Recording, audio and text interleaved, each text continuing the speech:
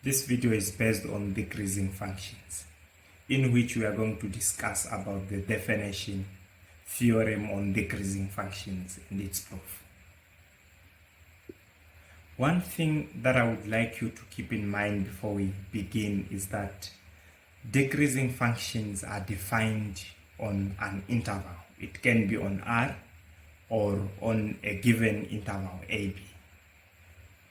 So when a function is decreasing on a given interval AB, then such a function f is said to be a decreasing function on that given interval AB. Now, before we state the definition and the proof, let us go through some few examples on decreasing functions. Now, let us have the function y being equal to 1 over x. Now, the graph for y being equal to 1 over x looks like that. Okay, and this is y being equal to 1 over x. Okay, now you will see that the function y being equal to 1 over x is a decreasing function. We can say this is decreasing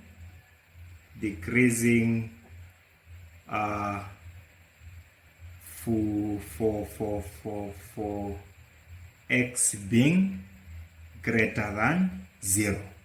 Okay, x being greater than 0, that is the interval or an open interval from 0 to positive infinity. Okay, now you see that from 0 to positive infinity, okay, the function is decreasing. Okay, it has the value of the function as you approach infinity is reducing, approaching 0.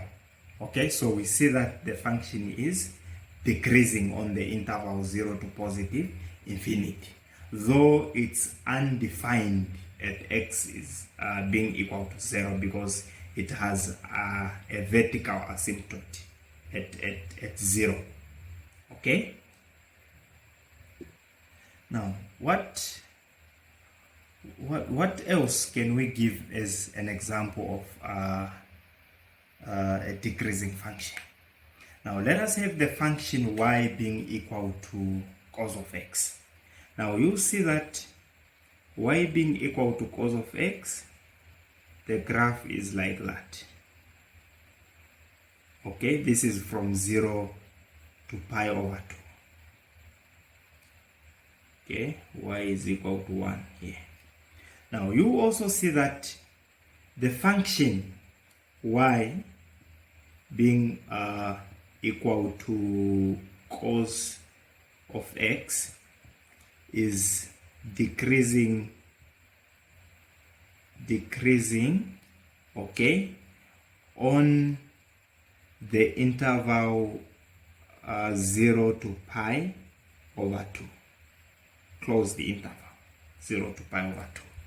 Now you can see that the function has its greatest value at x being equal to 0, and that is 1, and also as you approach pi over 2 from the left, from 0 approaching pi over 2, you'll see that the function is decreasing.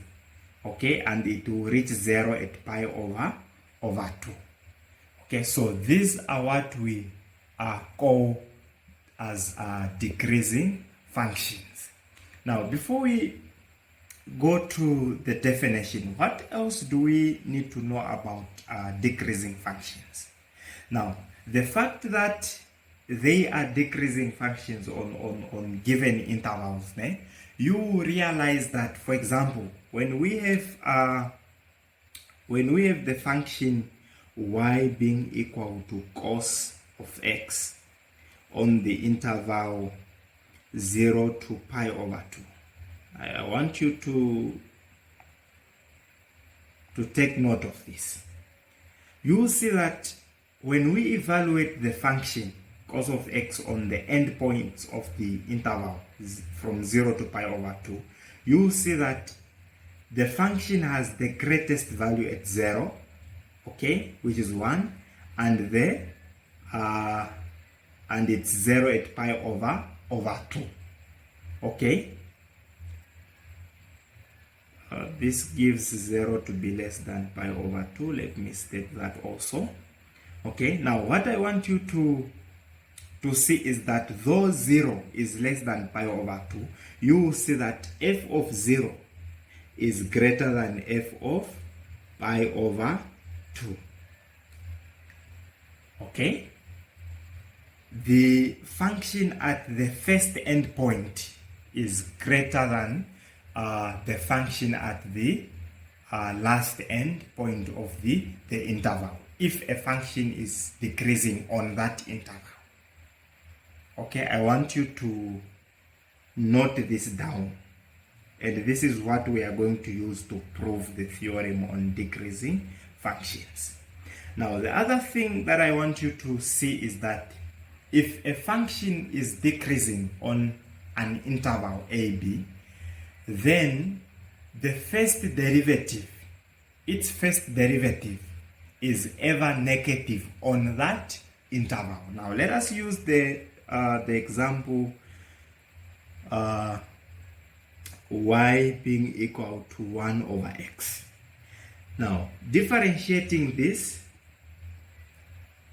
okay, the interval we are told it's 0 to positive pi, open interval. Okay, now differentiating this, we get y prime being equal to negative 1 over x squared. Okay, negative 1 over x squared. Now you will see that when we evaluate this first derivative on our open interval, 0 to positive infinity, you will see that what the value of the first derivative will remain and will ever be negative. For example, when we take 5, you see that 5 belongs in the interval 0 to positive infinity. Now plugging 5 on x, we get negative 1 over 5 squared, which gives us negative 1 over 25, which is negative. Okay, now taking 10, for example, it will be negative 1 over 10 squared, which is equal to negative 1 over 100, which is negative. Okay, so what we conclude is that the first derivative, when a function is decreasing, then its first derivative is less than 0. Is less than 0 for all x, for all x, for all x. Let me use the symbol for all x, okay, in the interval AB. In this time it's 0 to positive infinity. Okay, and therefore we conclude that the function is decreasing. So this point, this is what we are going to use in stating the definition for decreasing functions. Stating the definition for decreasing functions, we are going to use the fact about the first derivative, which is less than 0, meaning it's negative for all x in the interval. And when it comes to proving the theorem on decreasing functions, we are going to use that for any 2 points in the interval such that x1 is less than x2, then we find that f of x1 is greater than f of x2. Okay, now let us give the definition on decreasing functions. Now the definition says, if we let f to be a differentiable function on AB, then f is said to be a decreasing function on the interval AB if and only if f prime of x is less than 0 for all x in the interval. Okay, this is what I stated earlier. Okay, so the definition says if we let f to be a differentiable interval on an open interval, a differentiable function on an open interval, then the function f is said to be decreasing or to be a decreasing function on the interval ab if and only if the first derivative, its first derivative is ever negative on the interval. Okay? Meaning that when we find the first derivative of the function and evaluate it on every point on the interval AB, then the value of the first derivative should ever be negative. Okay, and if that is the case, then we conclude that the function f is decreasing on that interval. Okay, so that is the definition. Now let's come to the theorem, then we prove it. And this is where I want you to pay much attention when it comes to the proof of the theorem on decreasing function. Okay? The theorem on decreasing functions is just the other version of the definition. So the theorem states that suppose f is differentiable on an open interval AB. Now if f prime of x is less than 0 for all x in the interval AB, then f is a decreasing function on the interval. Okay, so this is the other version of the definition, and this is what we are expected to prove. Okay, now how are we going to prove that? Now, at the beginning of this video, I showed you a case which we have to show for us to prove that a function is decreasing on an interval if the first derivative is less than 0. Okay, where we had f of a, the first point end point being greater than f of b. Okay, so this is the situation which we have to show. Okay, now how do we reach to that situation? So we have to use the fact that the function is differentiable on an open interval.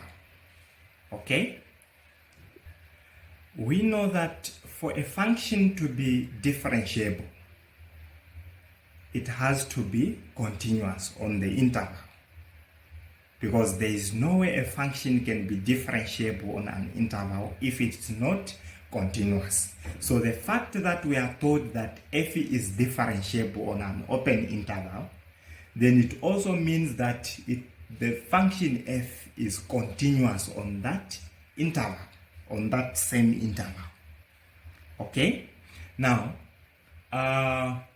the only theorem which talks about continuity and differentiability, it's the mean value theorem. Now that is where the mean value theorem comes in. So we are going to use the mean value theorem to prove the theorem given. Okay, and also we are going to use the fact that f prime of x is less than 0 for all x in the interval, if f is decreasing on that interval. So those are the 2 points we are going to use. Okay, now let us restate the mean value theorem. Now this is the proof now. Okay, proof.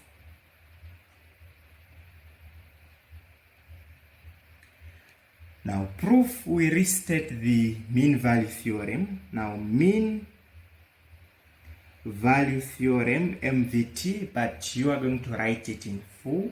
Okay, mean value theorem states that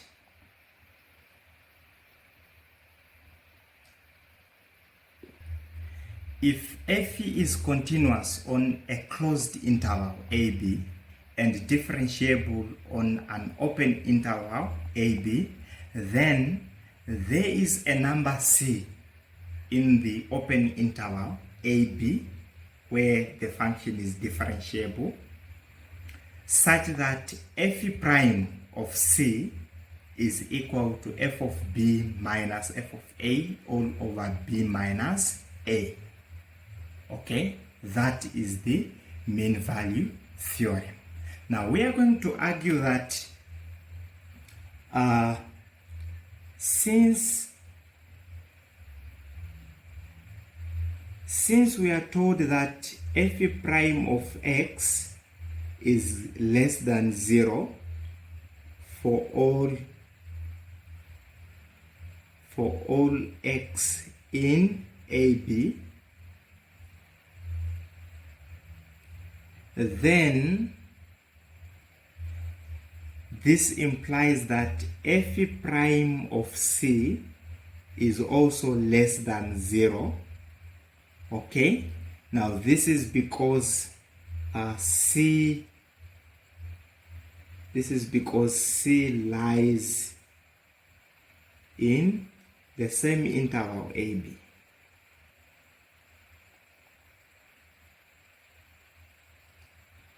Okay, now we are given that f prime of x, the first derivative of the function, if it is decreasing, okay, is less than 0 for all x in the interval.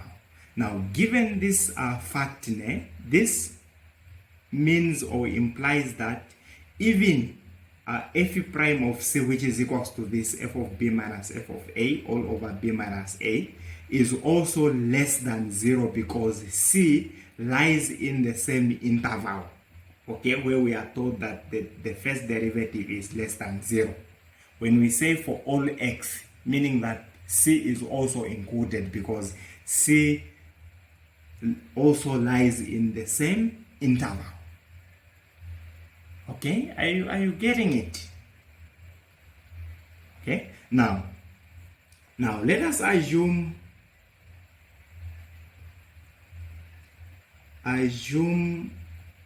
that A is less than B. Okay, these are the endpoints of our interval. A is less than B, and f prime of C is less than 0. Okay, now we are going to manipulate this fraction f prime of C, which is f of B minus f of A all over B minus A. Okay, we are going to manipulate it for us to have a situation where f of A is greater than f of B. Okay, the situation which we want to show for us to prove that a function is decreasing if and only if its first derivative is less than 0 for all x in the interval.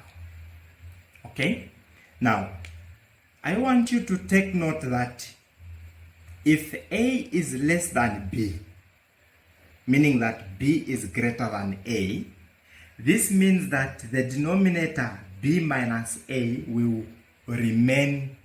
ever be positive because B is bigger. Okay, 5 minus 2 is positive, 3. 10 minus 7 is positive, 3. 15 minus 5, we get positive 5. Whenever we subtract something smaller from something bigger, the answer or the value we are going to get is positive. Okay? Now let us put that on paper.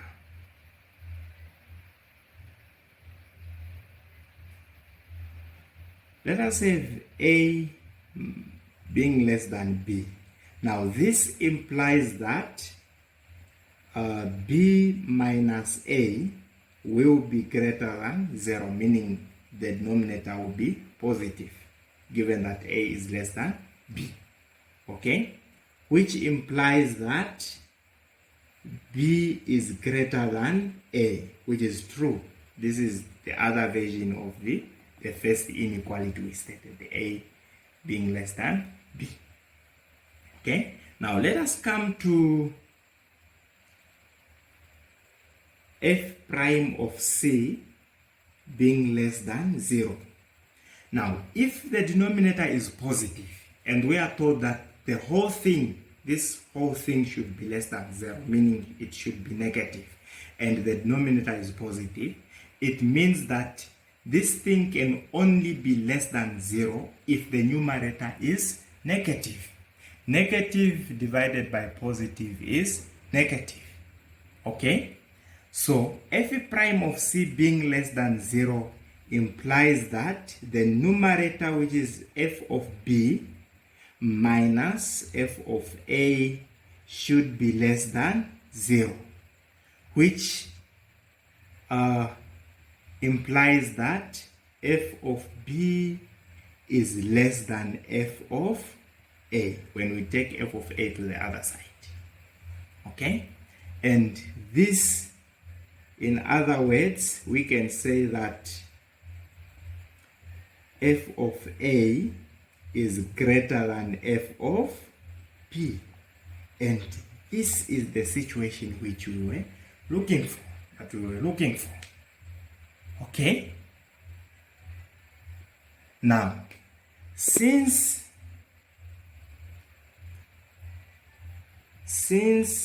A and B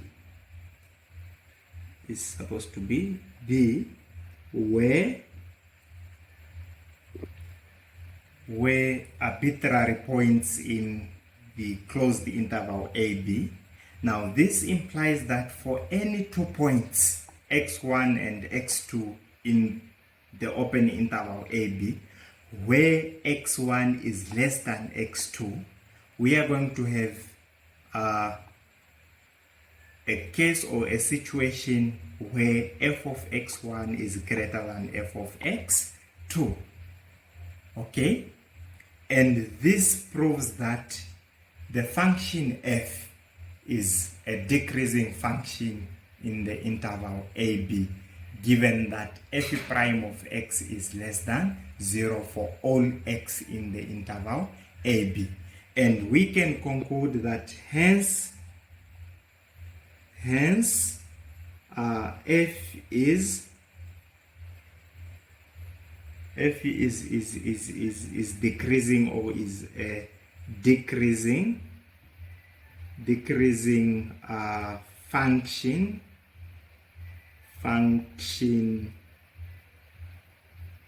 on the interval AB, close the interval AB. And that is the proof, okay, for the theorem on decreasing functions. Very, very easy. Okay, so you just have to use the mean value theorem, because we are told that the function is differentiable on an open interval, and since it's differentiable on an open interval, it tells us that the function is continuous. So we have continuity on a closed interval, differentiability on an open interval. Then the mean value theorem comes in, and the fact that f prime of x is less than 0 tells us that even f prime of C is also less than 0, because C is also lies in the same interval AB. Okay, then you will get the case where f of A is greater than f of B, and this implies that if we take any 2 points in the interval AB, that is x1 and x2, given that x1 is less than x2, then we are going to have f of x1 being greater than f of x2. And you are done. Now, if this video was productive, helpful, please like the video, share it with your friends, and also subscribe for more math videos. Thank you.